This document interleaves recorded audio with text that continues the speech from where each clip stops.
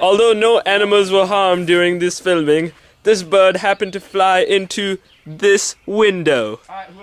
And through natural selection, it has died.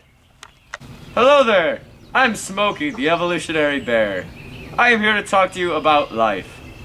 I am living. This grass behind me is living. My friend Ethan the penguin is living. Now, life on Earth started very, very long ago.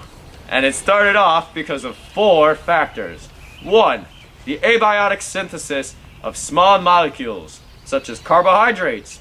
2. The combination of these molecules into larger molecules. 3. The packaging these into protobionts, which are little balls which separate the outside from the inside through a bilipid membrane, which keeps the chemical identity of the inside different from the outside. And 4. The replication of similar nucleotides, which allows for the replication of life. Now there are 2 types of cells. There are eukaryotic cells and prokaryotic cells. Prokaryotic cells came first. Now prokaryotes are not as specialized as eukaryotes. They lack a nucleus. They do not have some of the important things that are found in eukaryotic cells. Now these arose first, and these were individually living cells. And how they think eukaryotes came is through an idea called the endosymbiotic theory. This is found because of 2 very special organelles found in eukaryotes, chloroplasts and mitochondria. Between the 2 of them, they have their own DNA, which is the replicating molecule of life. What they think happened was there were all these individual cells, all these prokaryotes that lived on their own. But then they became one in a larger prokaryote, and they became living together in one eukaryote, which contains lots of prokaryotes. And it's specialized for larger functions, such as cellular respiration. Why are you so close? The differences between these 2 cells is something you should pay attention to. As time goes on, important changes happen that allow things to live longer.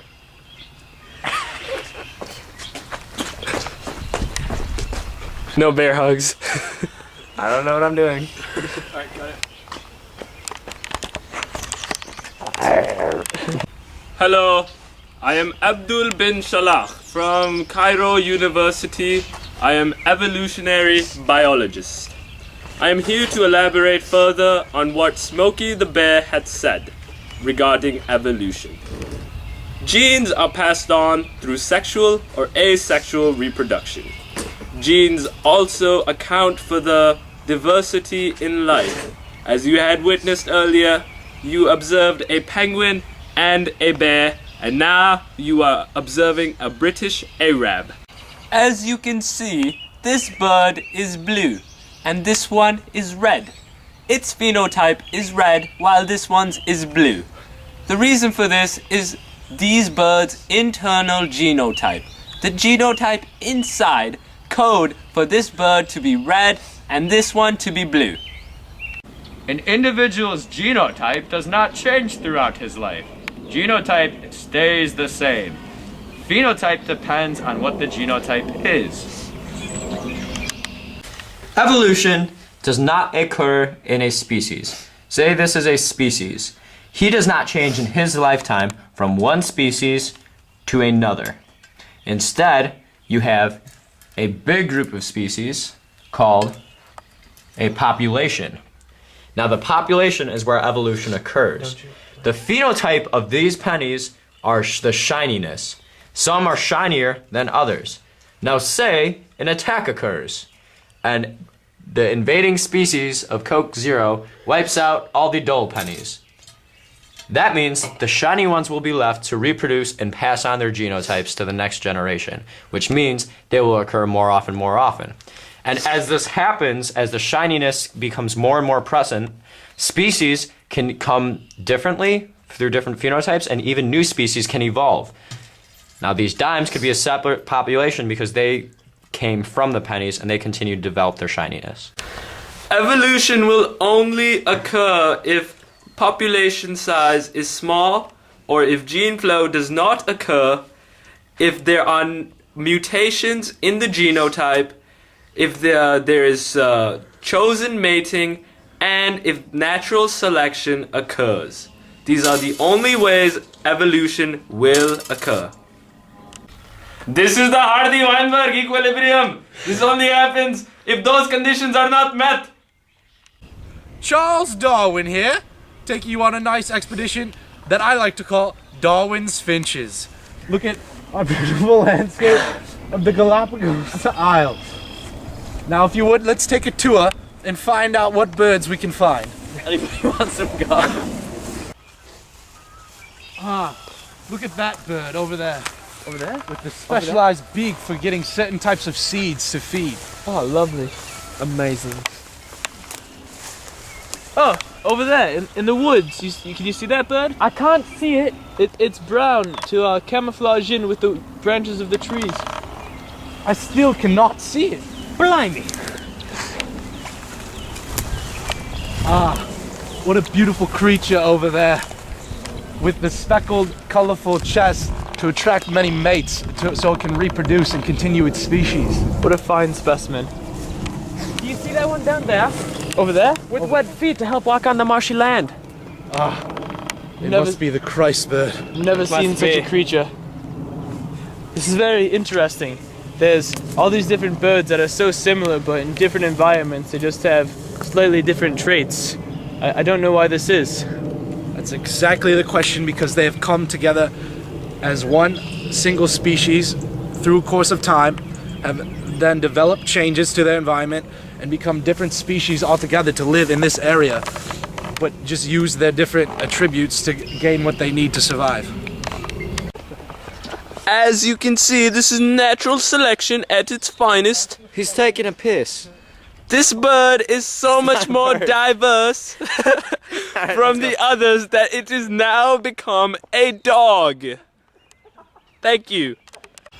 Look here at this penguin. What a fine specimen. It doesn't belong here.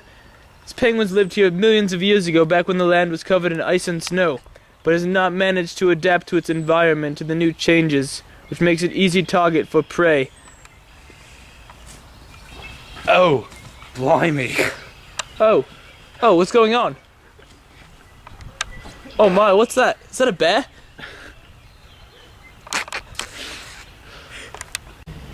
Natural selection is a force that acts on populations. Let's watch it in action. Flight 91 is now boarding, sir. Please step up. All right, you look good. You're free to board. Sir, please step up. What's up, bro? What's up? You're looking pretty good. Thanks, man. All right, you're good to go. Sir, please step up.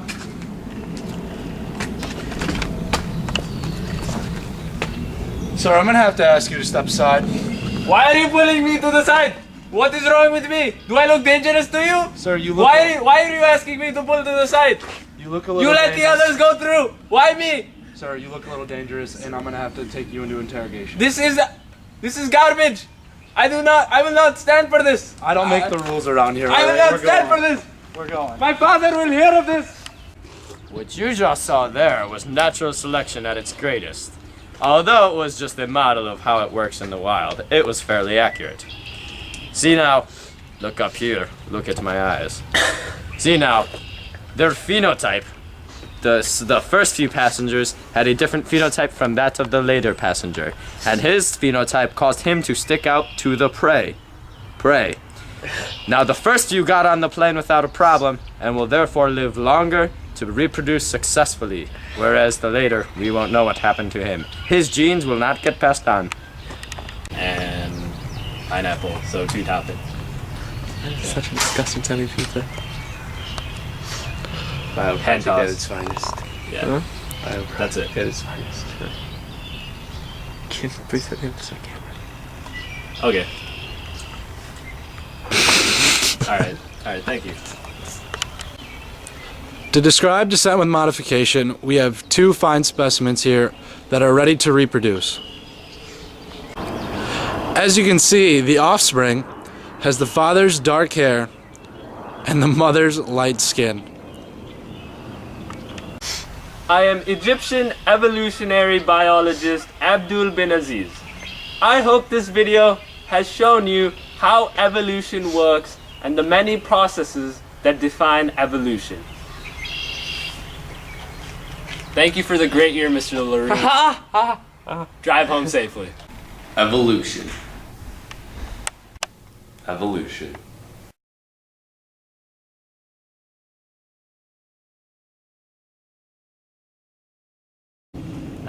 No, this is not going on YouTube. Like Bin Laden's clips over. Ali, be a terrorist. Act natural. Act natural, Ali. Do something a terrorist would do. Wait, was I on film? He's sulking. What other scene do we